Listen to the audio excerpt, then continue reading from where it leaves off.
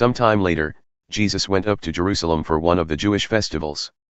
Now there is in Jerusalem near the sheep gate a pool, which in Aramaic is called Bethesda and which is surrounded by 5 covered colonnades. Here a great number of disabled people used to lie, the blind, the lame, the paralyzed. One who was there had been an invalid for 38 years. When Jesus saw him lying there and learned that he had been in this condition for a long time, he asked him, "Do you want to get well?" "Sir," the invalid replied, "I have no one to help me into the pool when the water is stirred. While I am trying to get in, someone else goes down ahead of me." Then Jesus said to him, "Get up. Pick up your mat and walk." At once the man was cured. He picked up his mat and walked. The day on which this took place was a Sabbath, and so the Jewish leaders said to the man who had been healed, "It is the Sabbath, the law forbids you to carry your mat." But he replied, "The man who made me well said to me, 'Pick up your mat and walk.'" So they asked him, "Who is this fellow who told you to pick it up and walk?" The man who was healed had no idea who it was, for Jesus had slipped away into the crowd that was there. Later Jesus found him at the temple and said to him, "See, you are well again. Stop sinning or something worse may happen to you." The man went away and told the Jewish leaders that it was Jesus who had made him well.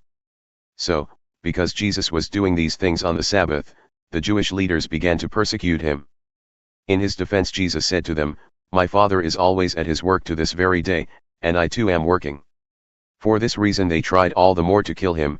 Not only was he breaking the Sabbath, but he was even calling God his own Father, making himself equal with God.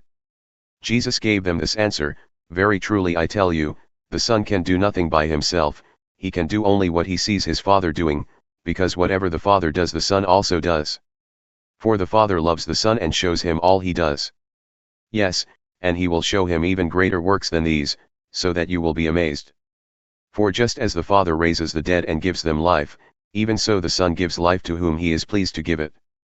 Moreover, the Father judges no one, but has entrusted all judgment to the Son, that all may honor the Son just as they honor the Father. Whoever does not honor the Son does not honor the Father, who sent him. Very truly I tell you, whoever hears my word and believes him who sent me has eternal life and will not be judged but has crossed over from death to life.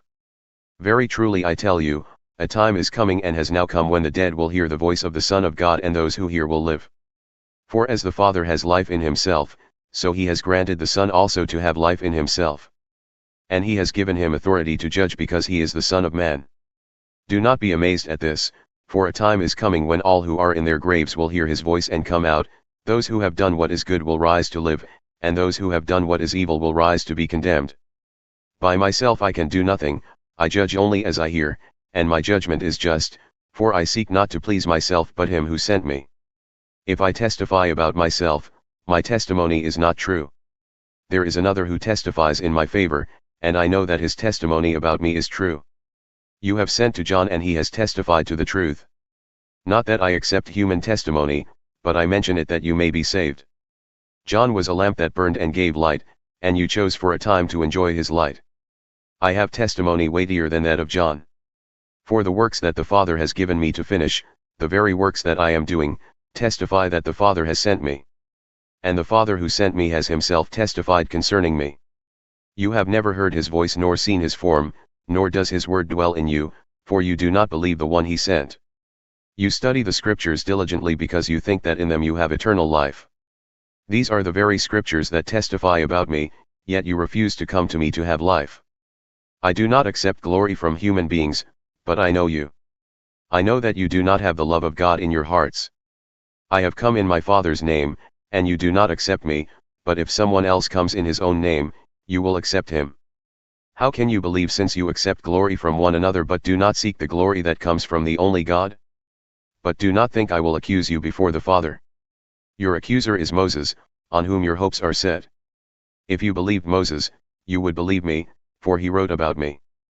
But since you do not believe what he wrote, how are you going to believe what I say?